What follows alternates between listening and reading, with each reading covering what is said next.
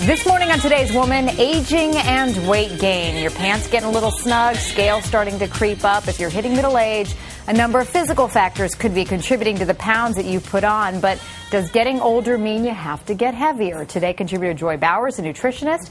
Laura Berman is a therapist and the director of the Berman Institute in Chicago. Good to have you both here. Very depressing topic. I know. Because as we age, weight does tend to creep on, right? Is it inevitable that past our mid-30s, you're going to start to see a couple more pounds on the scale, Laura? You know, it pretty much is. You're not going to necessarily be the same weight when you're 45 that you were when you were 16. But there's bad news and good news. The bad news is that there are these significant changes in our hormones as we start to reach late 30s into our 40s. We're going into what's called perimenopause, and in particular, estrogen is starting to decline. When we go through menopause, the average age is 51. The estrogen drops sharply, but it's also declining in perimenopause as well, and that causes a significant change in a lot of other hormones and other peptides that play a role in our digestion, that play a role in our brain's ability to tell when we're full, that play a role in our hunger. So as your estrogen level is going down, some other hormones then are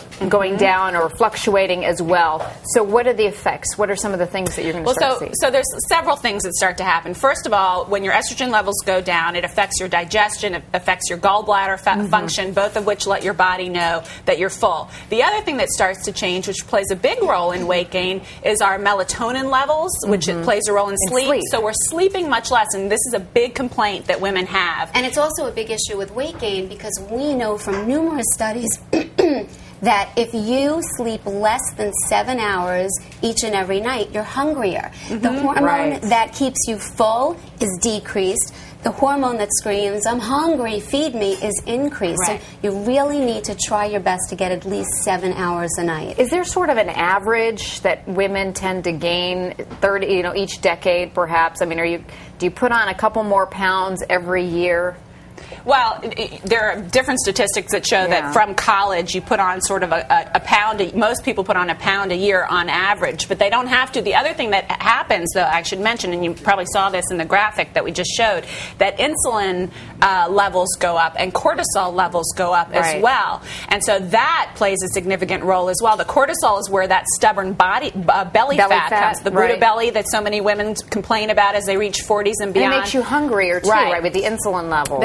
When the insulin levels go up, that will make you hungry, and also your thyroid levels go down, which plays a role in your metabolism and your ability to burn calories. And just to make sure this is not doom and gloom, I have to say from personal experience, I have worked with so many clients that look more fit, thinner, and more fabulous in their 40s, 50s, 60s, even 70s than they did when they were younger. The key is you have to work harder at it, though. You got to know what to do, and you have to work harder. And exercise is the first key. You want to do something cardio, walking, swimming, bike riding, at least 30 minutes every single day. It's going to burn calories. It's going to rev your metabolism.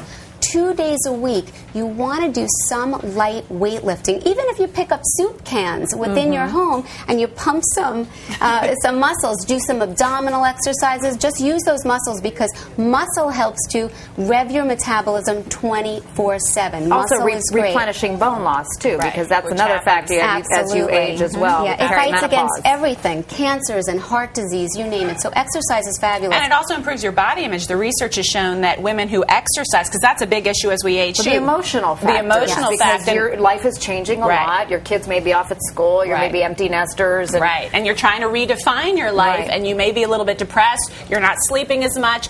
And it turns out that women and men who exercise, even before the weight loss kicks in, your body image actually improves. And the better your body image, the more you want to exercise and the better you want to eat. So it's a big motivator as well. I mean, it all feeds off each other, right? And calories have got to be tightened up. Let's talk about a daily menu guideline, and you've got some samples here on the side here. And I would say a great rule of thumb for women that are over 40, if you're at your ideal body weight, times it by 10. Times it by 12 if you're at your ideal body weight. That's the amount of calories you should be eating each and every day. If you're overweight, times that number by 10. That's the amount of calories that will maintain your weight. And when it comes to meals, breakfast over here should be no more than 300 calories. We've got 3/4 cup of cereal with some skim milk, a grapefruit, some coffee.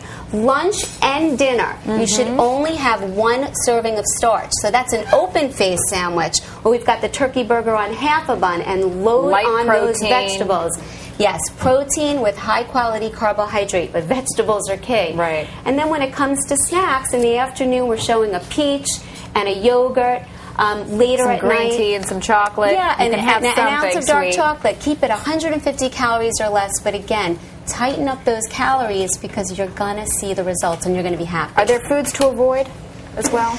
I think the foods to avoid The fatty, are your, rich stuff that we all love, the comfort food and that you're reaching out for problematic, more. Yeah, those personal trigger foods that once you start eating, you just can't stop. But truly, anything can fit into a healthy diet as long as you keep on top of those portions. Moderation, exercise, and Talk to your doctor, I imagine, absolutely. too, if you start to see that your body seems to be all over the place. And if you're having problems with sleeplessness, moodiness, you're starting to notice some of the changes, it's a sign that you may be going through perimenopause. So talk to your doctor about it and see what the options are. But again, weight gain is ay. not inevitable. No, It's you not. don't have to settle. You can look better in your 40s, 50s, and 60s I than you believe did it. in your I 20s. believe it. I know. I Just a feel little more I'm work. better Yeah. than I was in my 20s.